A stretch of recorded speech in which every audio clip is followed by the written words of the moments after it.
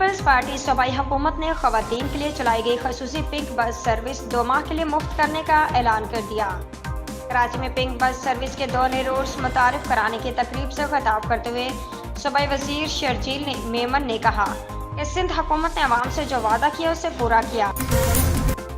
مسلم league نون پنجاب کے صدر اور سابق وفاقی وزیر رانا ثناء اللہ کا کہنا ہے کہ مجھ پر ہیروئن کیس کروانے والے بانی پی ٹی آئی تھے، لیکن کرنے والا قمر جاوید باجوہ ہی تھا۔ مسلم لیگ نون پنجاب کے صدر اور سابق وفاقی وزیر رانا ثناء اللہ نے کہا کہ ہیروئن کیس پر پارلیمنٹ میں تقریر تھی تو قمر باجوہ نے میرے متعلق بہت غلط بات کی تھی، جس پر طرز کلامی ہو گئی۔ وفاقی حکومت نے پی ٹی آئی دور حکومت کی وفاقی کابینہ ارکان کے نام ECL سے نکال دیے۔